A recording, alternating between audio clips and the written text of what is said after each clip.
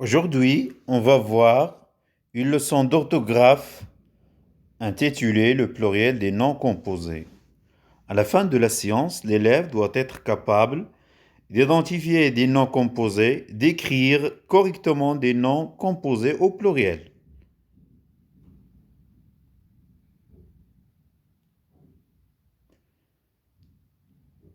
On va commencer par un petit rappel de tout ce qu'on a vu la séance dernière. Donc nous avons vu les accents. Donc il y en a trois types d'accents. Accent aigu et accent grave et l'accent circonflexe. Font sécurité, élève, écrire avec une bouche fermée et bouche fermée et les fonds sécurité, élève, écrire. Pour l'accent grave, on peut trouver l'accent grave sur la lettre E.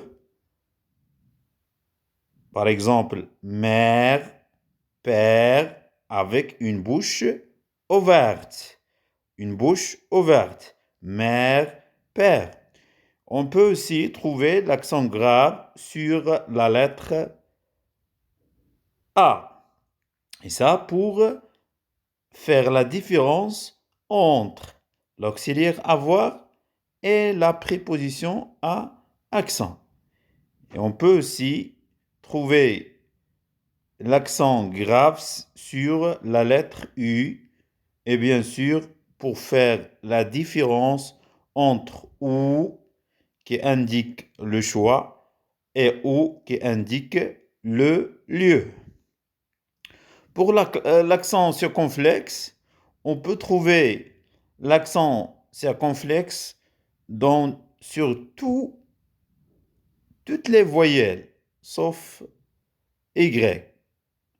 On peut la trouver sur E, sur A, sur I, et sur U, et sur O. Exemple, tête, râteau, île, goûter, hôpital. Une voyelle qui précède une consonne double ne porte jamais d'accent. Exemple, effacer.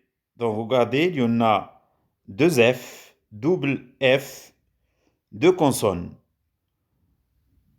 Caresse, la même chose, double S. Dresser, voilà la même chose, E ne prend pas l'accent. Maintenant, on va commencer notre leçon. Observez bien la phrase suivante. L'essuie-glace est indispensable quand il pleut. Regardons bien cette phrase. Regardons le mot en couleur. L'essuie-glace. Regardons ce mot. Qu'est-ce que veut dire essuie-glace? Oui, essuie-glace. Donc, c'est un moyen qu'on utilise pour nettoyer le pare-brise d'un véhicule d'une manière automatique. Donc, essuie-glace. Elle se compose de combien de mots? Essuie-glace. Très bien. Deux mots. Essuie et glace. Regardons maintenant entre les deux mots. Qu'est-ce qu'il y a? Eh bien, un trait d'union. Donc, un trait d'union relie les deux mots qui signifient une chose. Essuie-glace sont deux mots qui signifient une chose. Donc, c'est un nom composé. Donc, le nom composé est formé par deux mots reliés par un trait d'union. Essuie-glace. Maintenant, quelle est la nature du mot essuie? Essuie, donc c'est un verbe, le verbe essuyer. Essuie, c'est un verbe. Et glace, c'est un nom. Donc, un nom composé, il peut former d'un verbe plus un nom. Maintenant, vous pouvez mettre la phrase au pluriel. Allez, vas-y, essayez de mettre cette phrase au pluriel. Qu'est-ce qu'on dit? Les essuie-glaces sont indispensables quand il pleut. Regardons maintenant le nom composé, essuie-glace. Donc le nom qui a pris la marque du pluriel. Mais le verbe essuie ne prend pas la marque du pluriel. Donc seulement le nom qui prend la marque du pluriel S. Regardons S de pluriel, glace. Mais essuie reste invariable tout simplement parce que c'est un verbe. On passe à la deuxième phrase. Il faut faire attention au rond-point. Au rond-point. Donc rond-point, c'est un carré fort ou bien un croisement. Donc voilà. La même chose, il se compose de combien de noms? De mots, pardon. Il se compose, très bien, de deux mots. Rond et point. Regardons entre les deux mots, il y a un trait d'union. Donc, rond-point, il signifiait deux mots qui signifiaient une chose. Deux mots reliés par un trait d'union signifiaient une chose. Donc, rond-point, c'est un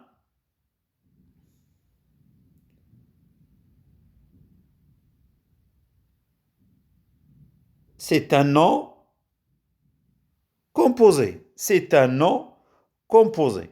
Très bien. Maintenant, quelle est la nature de mot rond? C'est un adjectif. Très bien. Plus quoi? Point. C'est un nom. Donc, rond-point, c'est un adjectif plus nom. Adjectif plus nom. Très bien. Allez, vas-y, qu'est-ce qu'on dit au pluriel?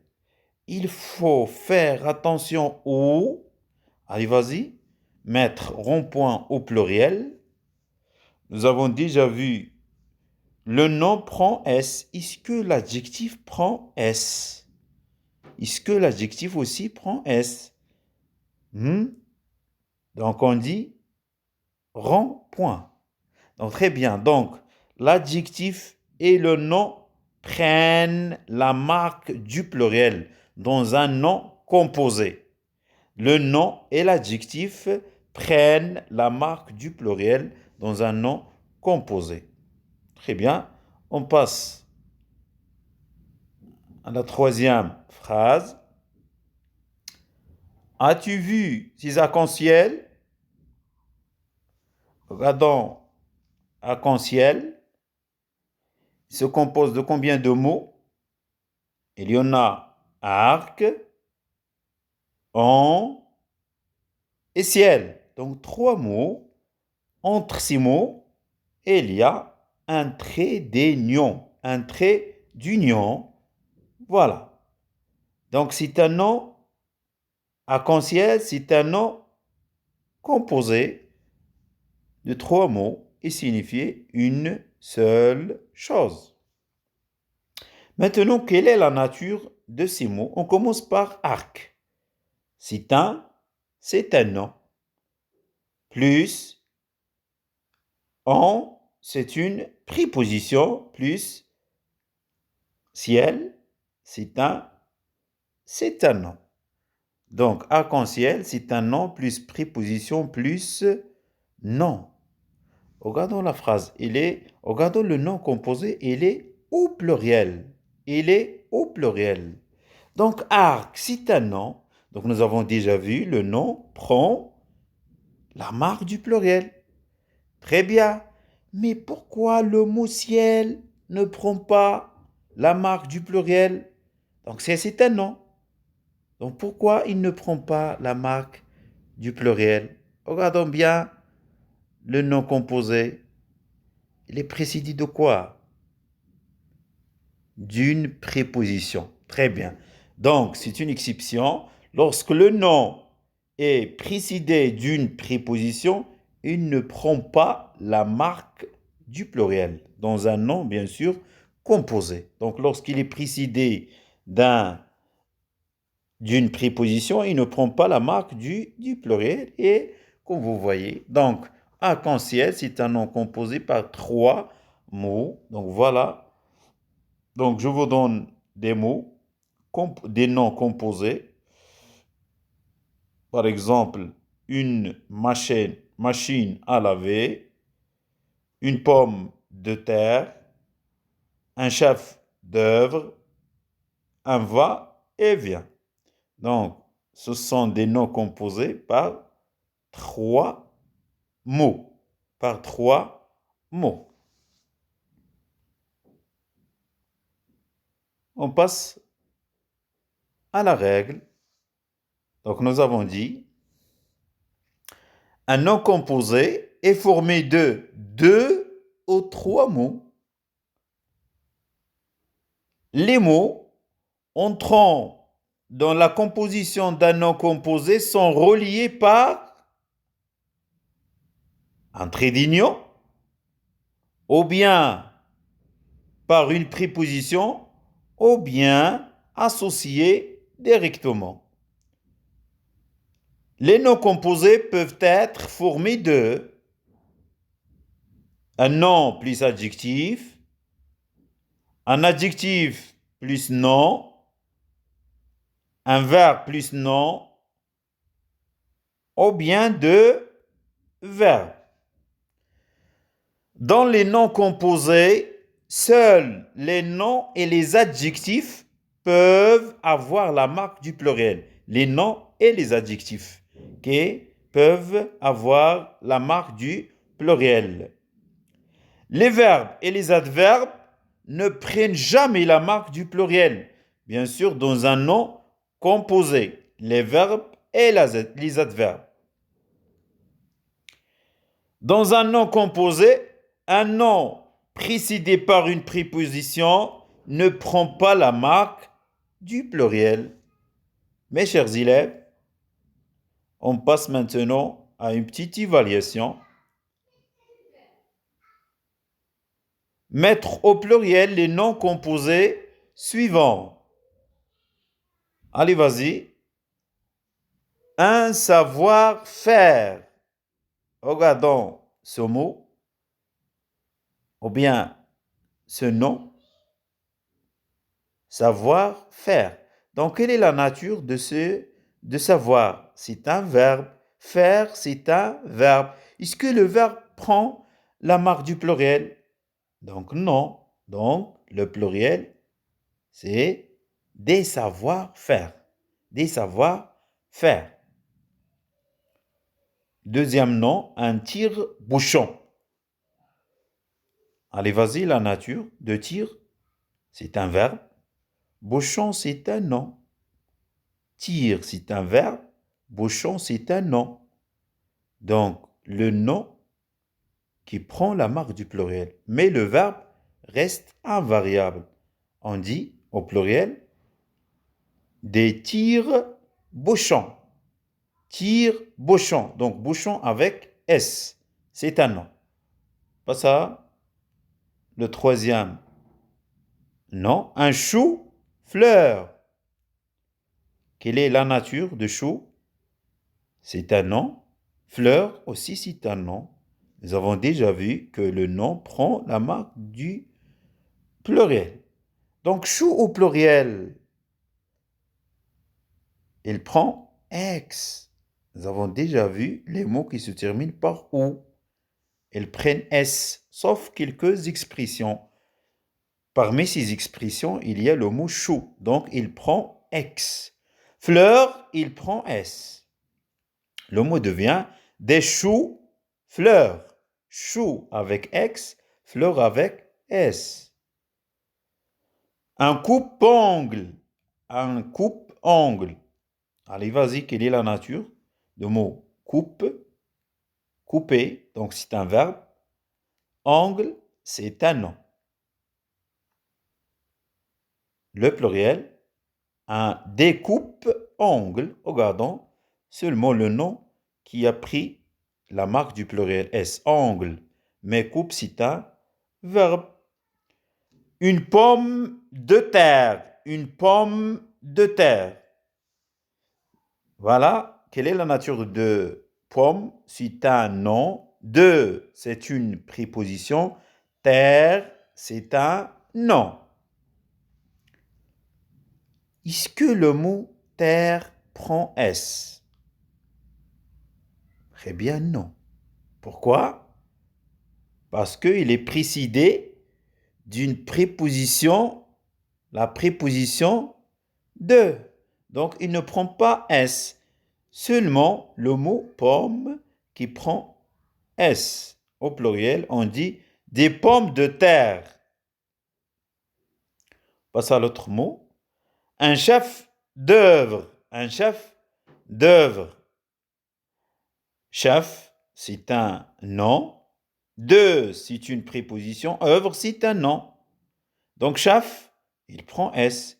Est-ce que œuvre prend S?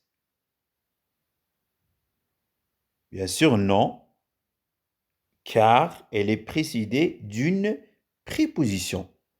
Des chefs d'œuvre. Un porte-bagages. Porte, porter, donc c'est un verbe. Bagage, c'est un nom. Donc seulement le nom qui prend le S. On dit, au pluriel, des porte-bagages. Bagages avec S.